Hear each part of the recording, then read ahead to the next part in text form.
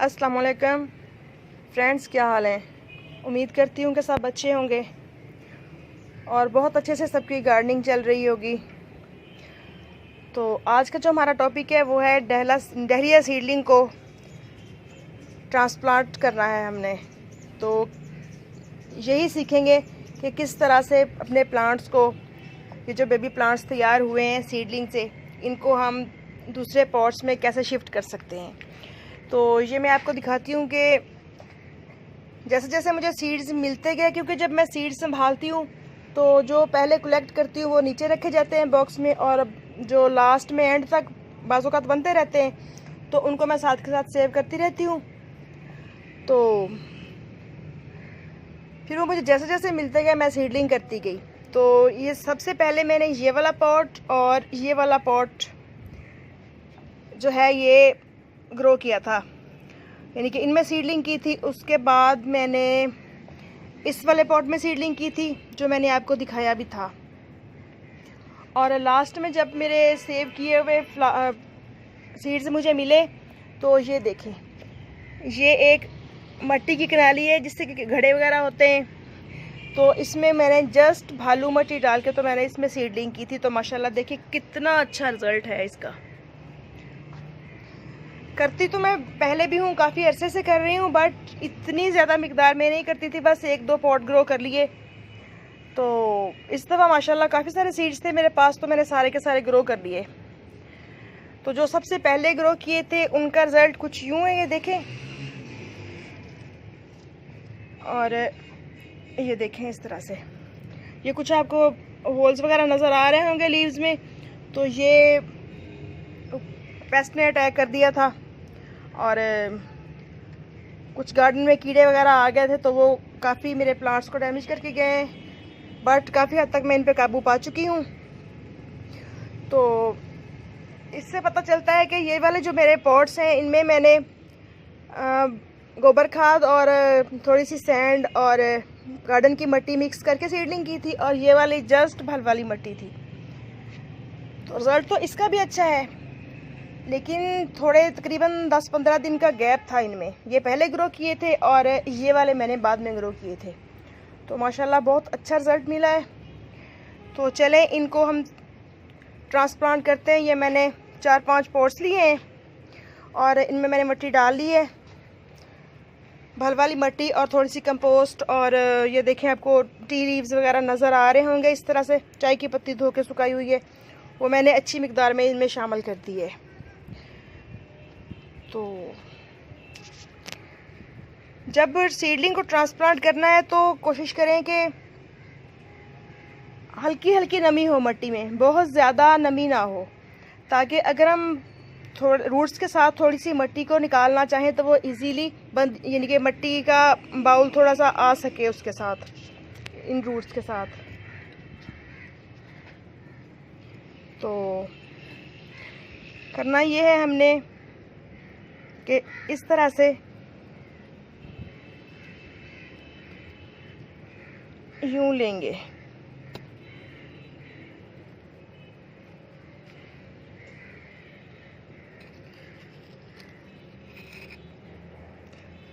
एक हाथ से वीडियो बनाते हुए प्लांट्स निकालने में थोड़ी मुश्किल हो रही है, मैं निकालूं तो फिर आपके साथ शेयर करती हूँ।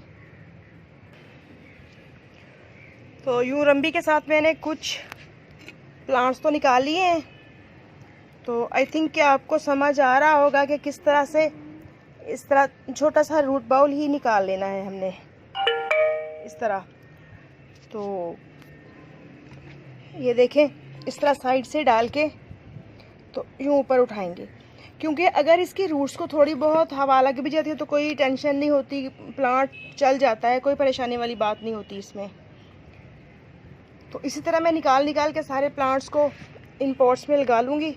तो ये देखें, तो यूं थोड़ा सा होल करके, ये देखें प्लांट खुद ही अपने नए घर में जाने की तैयारी में है। ये बहुत आसानी से चलने वाला है, बिल्कुल भी परेशानी नहीं होती, क्योंकि ये ऑलरेडी सर्दियों का प्लांट है। तो इसको ठंड अच्छी लगती है, लेकिन गर्मी बर्दाश्त नहीं करते ज़्यादा। देसी डहलिया तो फिर भी कर जाता है, बट जो इंडियन डहलिया होता है उसको ज़्यादा ठंड की ज़रूरत होती है ग्रोथ के लिए। तो इस तरह हम एक एक प्लांट को एक एक पॉट में सेट कर देंगे। और कोशिश करनी है इसको लगाते हुए कि जहाँ तक इसके पहले लीव निकले हुए हैं वहाँ तक प्लांट को मिट्टी में लगा देना है।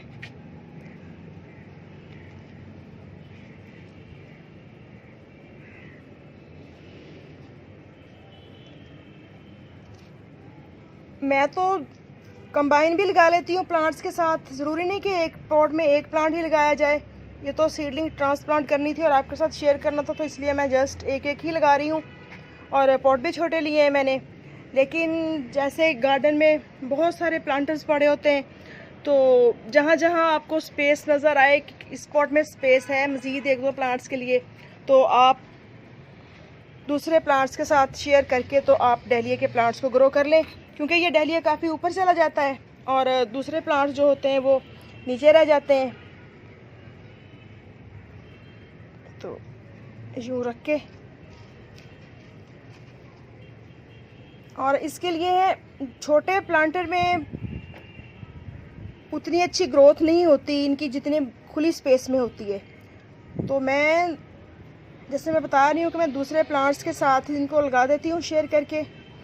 जो मेरे बड़े प्लांटर पड़े हुए हैं उनमें पहले भी प्लांट्स लगे हुए हैं, तो बहुत अच्छे तरीके से ग्रोथ हो जाती है इनकी।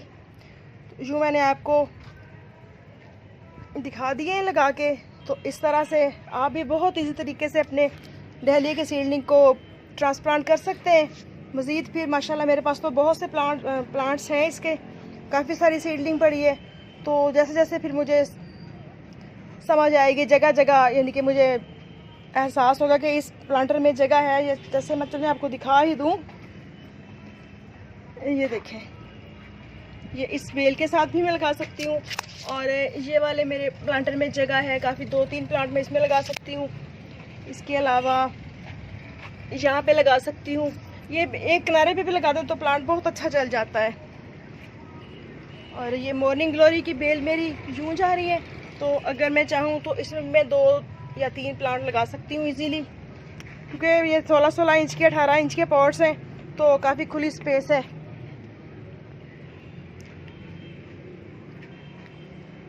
तो ये सीडलिंग ट्रांसप्लांट करने के बाद 2-3 दिन के लिए बस आप इसको शेडी एरिया में रखें, जहाँ पे दिन की तेज़ धूप ना पड़े और रात को इन पे ओस ना पड़े।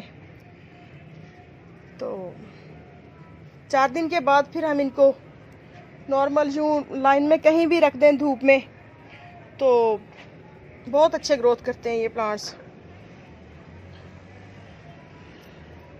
और देसी डहलिया के प्लांट्स ऐसे होते हैं ये वाले कि जो तकरीबन मई जून तक फ्लावरिंग करते रहते हैं, और जो इंडियन डहलिया होता है वो थोड़ा नाजुक प्लांट होता है ज़्यादा, तो वो फिर तकरीबन मई जून तक सरवाइव कम ही कर पाता है। बाज़ जगहों पे कर भी जाता है, लेकिन मेरे पास तो नहीं कर पाता, क्योंकि मई जून में काफ़ी ज़्यादा गर्मी हो जाती है, तो मई के एंड तक फिर जो इंडियन डहलिया होता है वो ख़त्म हो जाता है।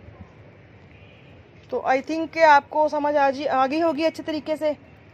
आप भी इस तरह अपने डहलिया के प्लांट्स ट्रांसप्लांट करके तो अपने गार्डन की खूबसूरती को बढ़ाएं। तो यूँ हम इसमें पानी डाल देंगे। पानी बहुत ज़्यादा नहीं डालना, बस नॉर्मल सा पानी देना है, ताकि जितनी ज़रूरत हो रूट्स को उतना ही ऑब्ज़र्व कर पाएँ, एक्स्ट्रा पानी उनको ख़राब ना करे।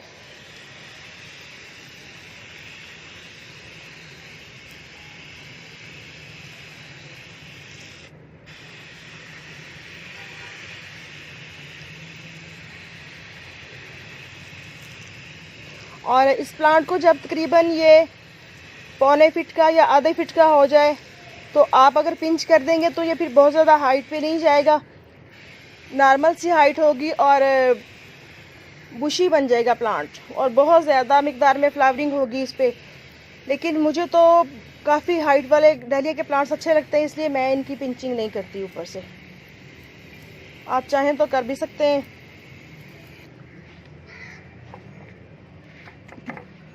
तो ओके फ्रेंड्स, मज़ीद जब इन पे फ्लावरिंग होगी तो गार्डन में खिले हुए जगह जगह डहलिए के फूल आपको खुद ही नजर आ जाया करेंगे। तो ओके फ्रेंड्स, इजाज़त दीजिए, फिर मिलेंगे नेक्स्ट वीडियो में नेक्स्ट टॉपिक के साथ। हाँ, इनको लगाने के लिए सॉरी मैं एक बात भूल गई कि जो मैंने मट्टी ली है वो मैंने बताया है शायद आपको कि इसमें गार्डन सॉइल और गार्डन कंपोस्ट शामिल है और थोड़े से मैंने टी लीव्स डाले हैं।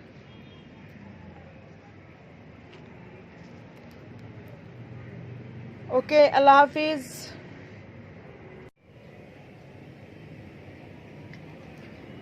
ये वाले 2 प्लांट्स मैं इधर मॉर्निंग ग्लोरी की बेल के साथ लगा रही हूँ।